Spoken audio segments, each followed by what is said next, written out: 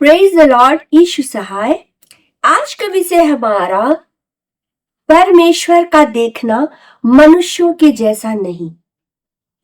पहला शामिल 16वां अध्याय का 7वें पद के सेकंड लाइन को यदि हम पढ़ें, पहला शामिल 16वां अध्याय के 7वें पद के यदि हम सेकंड लाइन को पढ़ें, वहां यो मिलता है, परमेश्वर का देखना मनुष्य के समान नहीं। मनुष्य तो बाहरी रूप को देखता है, परंतु परमेश्वर हृदय को देखता है। मनुष्य तो बाहरी रूप को देखता है, परंतु परमेश्वर हृदय को देखता है। पहला शामुएल 16वां अध्याय का 1 में हमें यो मिलता है, यहोवा ने शामुएल से कहा, जब मैंने शाऊल को इज़राइल पर राजा होने के लिए अस्वीकार कर दिया है, जब मैंने शामुएल को राजा इज़राइल का राजा होने के लिए अस्वीकार कर दिया है, तू कब तक शाऊल के विषय शोक करता रहेगा? तो तू कब तक शाऊल के विषय में शोक करता रहेगा? क्या शामुएल ने यहोवा से इस बारे में कुछ बातें की होगी? क्या शामुएल ने यहोवा से इस विषय में कि शामुएल शाऊल के बारे इतना चिंतित है, इतना सोच उसके हृदय में उसके प्रति जो प्यार और दर्द है और वो शोक मना रहा है, इन बातों को लेकर क्या वो परमेश्वर यहोवा के पास आया? मेरे भाइयों बहनों, हृदय को देखने वाला परमेश्वर की दृष्टि शाऊल पर लगी हुई थी, शाऊल पर लगी हुई थी, और परमेश्वर इस बात को देख रहा था कि शाऊल कितना चिंतित है। मनुष्य किसी एक व्यक्ति पर आश्रित हो सकता है, लेकिन परमेश्वर नहीं। मनुष्य किसी व्यक्ति पर आश्रित हो सकता है, लेकिन परमेश्वर नहीं। वो अपनी बनाई योजनाओं को किसी ना किसी के द्वारा पूरा करके ही रहेगा। परमेश्वर अपने द्वारा बनाई गई योजनाओं को किसी ना किसी के द्वारा पूरा करके ही रहेगा। उसका काम करने का जो नियम है, जो परमेश्वर का लॉज, जो जिस नियम से वो कार्य करता है, वो बिल्कुल अलग है। संसार और स्वर्ग की जो बातें वो बिल्कुल अलग है। परमेश्वर की सोच बिल्कुल अलग है, इसलिए वो परमेश्वर है। इतना ही नहीं, शामुएल शाऊल के ऊपर किस हद तक आश्रित हो चुका था, वो भी परमेश्वर जानता था। अतः उसने ये भी कहा, 7वें पद में यदि हम पढ़ें, परमेश्वर ने उससे ये कहता है, शाऊल से उसके रूप को मत देख, क्योंकि परमेश्वर किसी के रूप को नहीं देखता। किसी का रूप देखकर परमेश्वर नहीं चलता। वो कहता है परमेश्वर यहोवा, उसके रूप को मत देख। शाऊल से कहता है, ना उसके कद की ऊंचाई पर ध्यान दे, क्योंकि शाऊल सचमुच एक सुंदर जवान युवक था, हठीला हट्टा कट्टा नौजवान, और इसलिए शाऊल का ध्यान में वो लगातार बना हुआ था कि अब कौन इज़राइल को संभालेगा, अब कौन, और इसी चिंता से वो घिरा जा रहा था। लेकिन परमेश्वर उसे क्या कहता है, उसके रूप को मत देख, ना उसके कद की ऊंचाई पर ध्यान दे, क्योंकि मैंने उसको अस्वीकार कर दिया है। मैंने उसको शाऊल को अस्वीकार कर दिया है।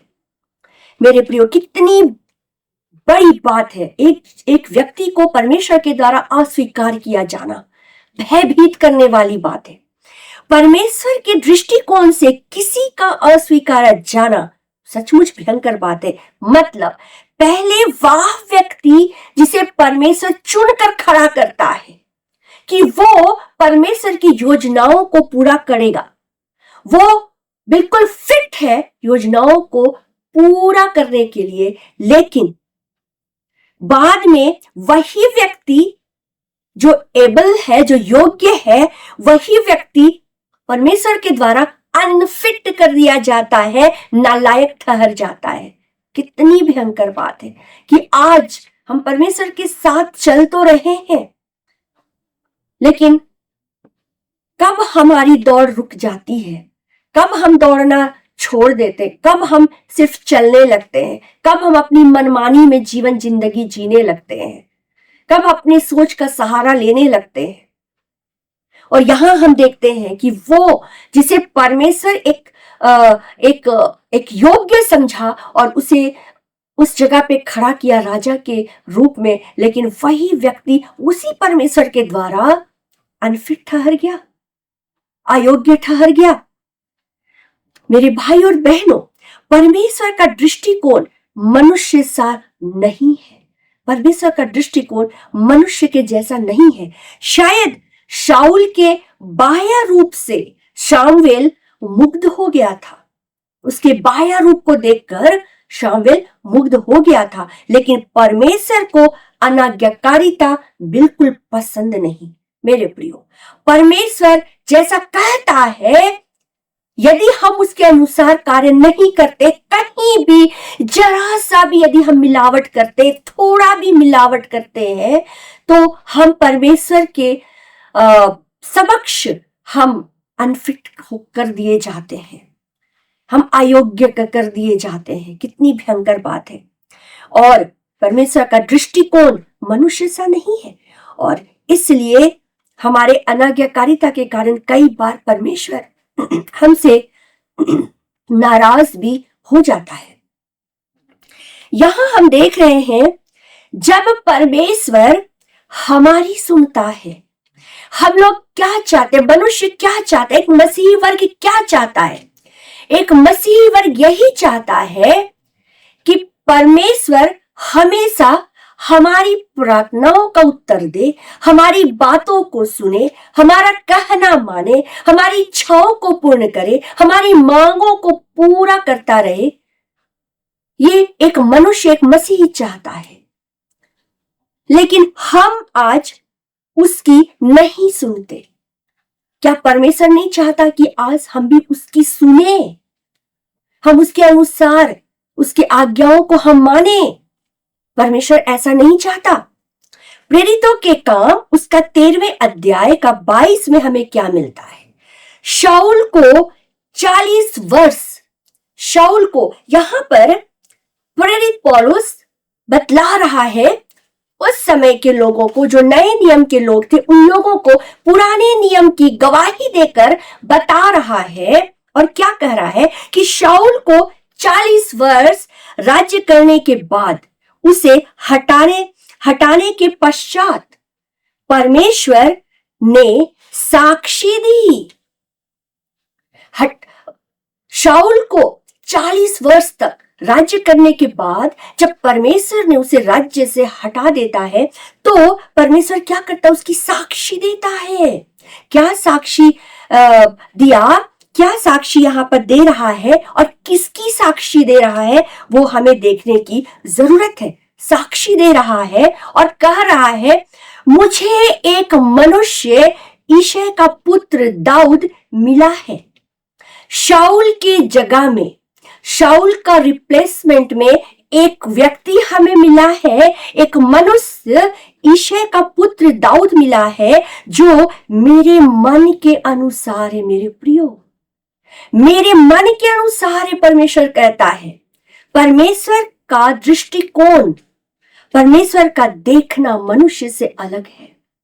वो कहता है कि एक मनुष्य यिशै का पुत्र दाऊद मिला है। कितना खुश है परमेश्वर, जो मेरे मन के अनुसार है। मेरे प्रियो, आज परमेश्वर जब हमें कोई कार्य को सौंपता है और जब हम उसे पूरा करते हैं, वो इससे खुश नहीं होता कि हमने कार्य पूरी कर दी। इसलिए खुश नहीं होता कि हमारा कार्य करना बस उस समय तक के लिए नहीं है। हमारा कार्य करना परमेश्वर अपनी योजना में शामिल किया है, तो वो हमसे हमेशा कार्य लेना चाहता है। और वो चाहता है कि हम हमेशा परमेश्वर के लायक बने रहें। हम एक कार्य करके घमंड ना पाल लें, एक कार्य करके हमारे अंदर घमंड ना आ जाए कि हमारा आने वाला कार्य रोक दिया जाए, फिर किसी और को परमेश्वर ढूंढने लगे। और इसी तरह उसने ईशय के पुत्र को पाकर कितना खुश है, कितनी बड़ी बात को वो कह रहा है कि जो मेरे मन के अनुसार है। मेरे प्रियो, आज क्या हम परमेश्वर के मन के अनुसार हैं? क्या आज हम परमेश्वर के मन के अनुसार चल रहे हैं? क्या हमने आज परमेश्वर को ऐसा अपने आप को हमने परमेश्वर को ग्रहण योग्य ठहराया है कि आज परमेश्वर हमें ग्रहण करे और अपने कार्य के लिए उत्साहित होकर हमें अपने कार्य में लगा दे? मेरे प्रियो, आज परमेश्वर यही कहना चाहता है कि ईशय का पुत्र दाऊद मिला है जो मेरे मन के अनुसार है और जो मेरी सारी इच्छाएं पूरी करेगा। नहीं किया है, अभी नहीं किया है मेरे प्रियो, लेकिन परमेश्वर साक्षी दे रहा है। मेरे प्रियो, कितनी बड़ी बात है कि वो एक व्यक्ति की साक्षी दे रहा है। अभी तक उसने कार्य नहीं किया है, लेकिन वो करने वाला है। आज हमारे आपसे परमेश्वर क्या चाहता है? हमारे भविष्य को परमेश्वर जानता, हम क्या करने वाले और क्या नहीं करने वाले हैं, हम कौन से रास्ते में हम जाने वाले परमेश्वर को अच्छी तरह मालूम है। और वो इस तरह यदि हमारे और आपके लिए कहता है कि जो मेरे मन के अनुसार, तुम मेरे मन के अनुसार हो और तुम ही हो जो मेरी सारी इच्छाओं को पूरा करोगे। प्रेज द लॉर्ड, कितनी बड़ी बात है प्रियो। परमेश्वर हमारे आंतरिक व्यवहार, चरित्र एवं हमारे भावों को वो देखता है। परमेश्वर का दृष्टिकोण इंसानों से अधिक गहरा और आत्मिक है। परमेश्वर का दृष्टिकोण इंसानों से, हम मनुष्यों से कहीं अधिक गहरा और आत्मिक है। परमेश्वर हमारे कर्मों से ज्यादा, हमारे कर्मों को हम करके बड़ी खुश होते कि हमारे कर्म हमने परमेश्वर के लिए कार्य किए हैं, बड़ी खुश होते। लेकिन वचन कहता है कि परमेश्वर हमारे कर्मों से ज्यादा हमारे छुपे हुए विचारों और इरादों को परखता है। हम क्या छुपा सकते हैं अपने इरादों को, अपने विचारों को? हम नहीं छुपा सकते। हमारे कार्यों से कहीं ज्यादा हम किस मन से क्या कार्य कर रहे हैं, हम दिखावे के लिए कर रहे हैं या फिर सच्चाई से प्रभु के लिए कर रहे हैं, भक्ति से कर रहे हैं? परमेश्वर जानता है और कहता है कि हमारे कर्मों से ज्यादा हमारे छिपे हुए विचारों को और इरादों को परखता है। यूहन्ना 8 में हम पाते हैं, एक व्यभिचारिणी को यह कहकर क्षमा दान दे दिया, जा फिर से पाप ना करना। ये है हमारा परमेश्वर जो मनुष्य के जैसा नहीं सोचता, मनुष्य का सा नहीं सोचता। ये है हमारा परमेश्वर, जा फिर पाप ना करना। आज हमारे इर्द गिर्द कोई गलत कार्य कर दे तो हम उसे उसी गलत कार्य के द्वारा उसे हर दिन आंकने लगते हैं, हर दिन उसी एक गलती को हम उसे बार बार दिखाने की कोशिश करते हैं और बारंबार हम उसे उसी गलती के द्वारा हम उसे निहारते हैं, उसे बढ़ने नहीं देते, उस गलती से उसे हम बाहर निकलने नहीं देते। हम सब सदुकी फरीसी से क्या कम है?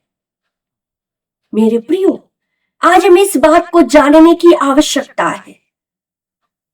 और यहाँ पर हम देख रहे हैं कि एक व्यभिचारिणी को, जिसे लोग पत्थरवाह करने के लिए दौड़ पड़े, व्यभिचारिणी है। पुराने नियम में जो व्यभिचार करते थे उन लोगों को पत्थरवाह करके मार दिया जाता था, उसी नियम को वे पालन करना चाहते थे। लेकिन यहाँ पर यीशु मसीह रोक देते हैं। यीशु मसीह के आने के बाद, नया नियम में आने के बाद पश्चाताप कितनी बड़ी योजना परमेश्वर ने हमारे लिए बनाई और पत्थरवाह करने वाले लोग वहां से चले गए।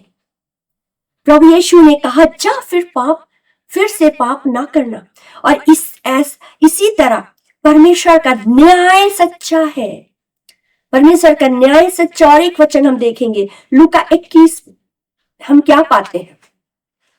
मैं तुमसे सच सच कहता हूं कि इस कंगाल विधवा ने सबसे बढ़कर डाला है, क्योंकि धनवानों ने अपना अपना दान अपनी बढ़ती में से डाला है। धनवानों ने अपनी बढ़ती में से डाला है, लेकिन इस विधवा ने, जो विधवा है, जो कंगाल विधवा है, इसने अपने घटी में से, अपने घटी में से, इसने विधवा ने अपने घटी में से दिया है, जो सबसे बढ़कर है। हृदय को जांचने वाला परमेश्वर। और हमने पढ़ा अभी कि जो मेरे मन के अनुसार है, क्योंकि वो मन को जांचने वाला परमेश्वर है। तो हमारा परमेश्वर का दृष्टिकोण हमसे बिल्कुल अलग है। तो जब यीशु मसीह ये कहता है कि मेरे जैसा पवित्र बनो, तो ये हम क्यों नहीं सोचते? हमें इसी तरह सोचना चाहिए। जब वो कहता है मेरे जैसे सिद्ध बनो, तो हम सिद्ध क्यों नहीं बनते कि इसी तरह हमें भी परमेश्वर की तरह सिद्धता और पवित्रता में बढ़ना, मतलब इसी तरह सोच विचार अपने जीवन में रखना है। आज ही परमेश्वर हमसे कहना चाहता है कि अपने दृष्टिकोण को बदल दिया जाए। जो मसीह में, वो अपना दृष्टिकोण को बदल दे, ताकि परमेश्वर का और ज्यादा कार्य हो, परमेश्वर का राज्य और ज्यादा बढ़ता चला जाए, परमेश्वर का राज्य और हमारे द्वारा बढ़ता चला जाए। ये आज परमेश्वर चाहता है, और इसीलिए वो कहता है कि वो जांचता है, और उसने विधवा के हृदय को जांचा। उसने छुप कर, उसने देखा होगा कि सब लोग हिला हिला कर दान दे रहे हैं, और वो छुप कर धीरे से चुपके से उसने डाला होगा कि लोग ना देखें, क्योंकि मेरे पास है ही नहीं, एक दमड़ी है, मैं उसे ही दे देती हूं अपने परमेश्वर को। लेकिन परमेश्वर देख रहा है। मेरे प्रियो, आज परमेश्वर महान परमेश्वर है, और वो सचमुच परमेश्वर का देखना हम मनुष्यों जैसा बिल्कुल भी नहीं है, बिल्कुल भी नहीं है। हम भी अपनी सोच, अपने दृष्टिकोण को परमेश्वर की जैसा बनाएं, और परमेश्वर हमें बनाने में सहायता करेगा। इस वचन के द्वारा प्रभु आप सबों को बहुत आशीष दे। Praise the Lord.